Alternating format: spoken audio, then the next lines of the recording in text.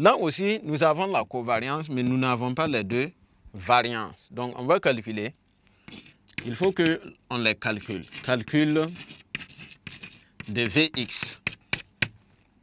Formule de la variance, ça fait somme de xi au carré sur somme des carrés de xi, plutôt sur l'effectif total.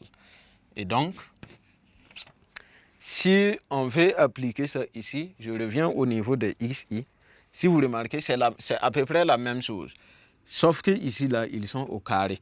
Donc, ici, c'est 0 au carré, 1 au carré, au niveau donc de la variance. Donc, 0 au carré, plus 1 au carré, plus 2 au carré, plus 3 au carré, plus 4 au carré, plus 5 au carré, plus 6 au carré, plus 7 au carré, plus 8 au carré. Le tout sur, je n'ai pas fini la formule. C'est moins, il faut enlever le carré de l'autre. Donc, moins la moyenne au carré qu'on avait 4. Donc, moins 4 au carré. Donc je calcule. Alors, si le calcul est bon, on doit trouver que la variance de x fait tout simplement 6,67. Je calcule également la variance de y. Donc, selon le même principe, variance de y, ça fait somme des carrés de yi par grand N moins la moyenne au carré, la moyenne de y au carré. Donc, le même principe, je fais combien? La deuxième ligne, je les élève au carré et je fais leur somme. 160 au carré, comme ici c'est simple. 160 au carré, plus 110 au carré, plus 100 au carré, plus 3 points de suspension. Je fais les sommations jusqu'à la dernière valeur qui est 3 au carré, sur le total, l'effectif total qui est 9, moins le carré de y bar qui est 60. Donc, moins 60 au carré.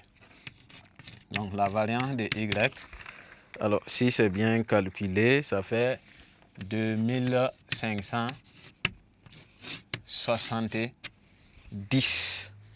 Et là maintenant, comme j'ai mes différents éléments, je peux maintenant calculer le coefficient donc de corrélation. Donc R qui est curve de x, y sur la racine carrée de Vx sur la racine carrée de Vy.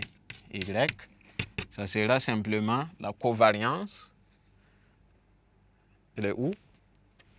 Moins 125,67 sur la racine carrée de 6,67 multiplié par la racine carrée de 2570.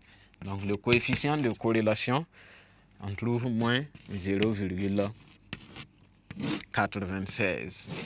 Donc on a demandé de l'interpréter. Rappelez-vous, le cours a dit que si sa valeur absolue est proche de 1, ça veut dire qu'il y a une forte corrélation entre les caractères x et y. Donc on va dire interprétation.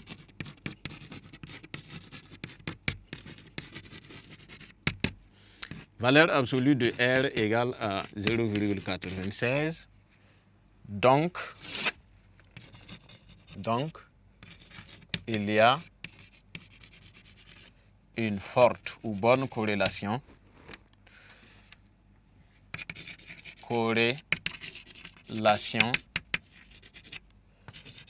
entre les caractères grand X et grand Y. Donc voici un peu comment on calcule le coefficient donc de corrélation R.